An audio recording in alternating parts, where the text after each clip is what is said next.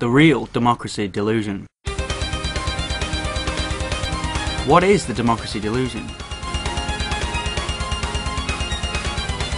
How can democracy be a delusion? We all vote, don't we? We put our leaders into power, don't we? This channel was set up to expose one of the biggest lies in modern history.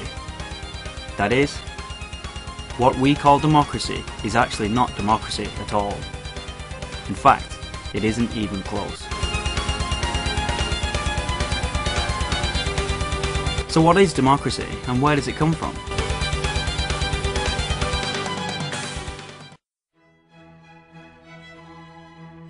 Democracy emerged around 500 BC in Athens, the most powerful city-state in ancient Greece. Athens was the home of Socrates, arguably one of the most important philosophers of all time. Athens was also the home of Plato's Academy and Aristotle's Lyceum. It was widely referred to as the cradle of Western civilization. The vast majority of the great philosophers can trace their roots back to this period. The term comes from the original Greek demos, meaning people, and kratos, meaning power. Other Greek cities set up democracies also, but the Athenian model being the predominant choice. But Athens was by far the most stable and the most dominant. It remains to this day a unique example of a direct democracy. Participation was by no means open, of course, but those chosen to participate were selected from right across the economic spectrum, and participation occurred on a scale that is unprecedented. Even though the Athenian democracy was suppressed by the Macedonians in 322 BC, it was later revived, but to the extent to which it could be considered a real democracy is widely debated by scholars. Since this period, democracy has spread through the world to most, if not all, the so-called civilized Western societies. Millions and millions of people worldwide participate in this process. Democracy is an umbrella term that simply means the people choose. The republic is a type of democracy. This is why, when you hear people say the words, "America is not a democracy, it is a republic," they are really making no sense. Most of them really mean, America is not a direct democracy and we have a constitution and laws, etc. Most of these things that people think they love about their republic aren't even specific to republics at all. There is no reason why a direct democracy cannot have a constitution, or a Bill of Rights, or a law code.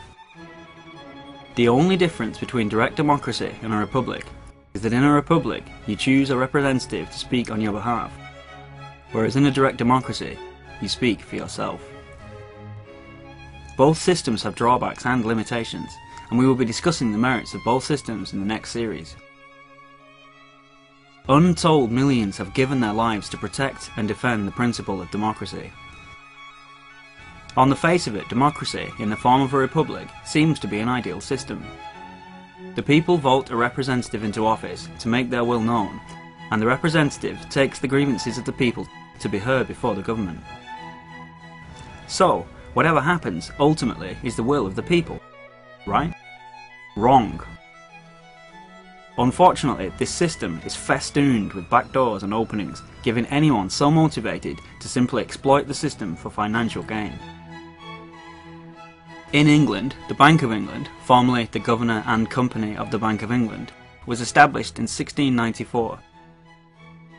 England and France were at war, and just 4 years earlier, after a crushing naval defeat at the Battle of Beachy Head, the coffers were drained, and England's image as a military power was in tatters. William Paterson had only 3 years before this proposed a plan to Charles Montague, 1st Earl of Halifax, whereby a loan could be secured to the government for a figure of 1.2 million. In return, the subscribers would be incorporated as the Governor and Company of the Bank of England, with long-term banking privileges, including the issue of notes. The Royal Charter was granted on July the 27th, through the passage of the Tonnage Act of 1694. The English finances were so dire at this stage that the loan was secured at 8%, with a service charge of £4,000 per annum. The first governor was Sir John Holborn, depicted in the 1994 £50 notes. In 1775 in America, the money supply from England had almost entirely dried up, and the colonies were struggling to facilitate trade. So they came up with a simple but ingenious solution. They started printing their own money. Now, unlike the legitimate English currency, the new American money was issued without being indebted to the institution that issued it. More important to understand still, it was not indebted to the institutions back home, and by now most of Europe, that controlled the money supply. This action saw the British colonies enjoy a period of economic prosperity that was truly unparalleled in the world, comparing only to Rome when Julius Caesar did the very same thing. Over the next few hundred years, control over the money supply was hotly fought over. A centralised bank was set up and then later removed.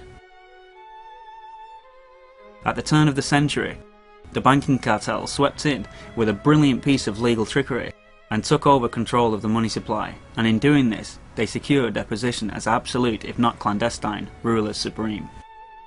After all, what power do you have against families that own nearly half the world's wealth, control and monopolise global resources like oil, gold, and control and produce the very money we all use?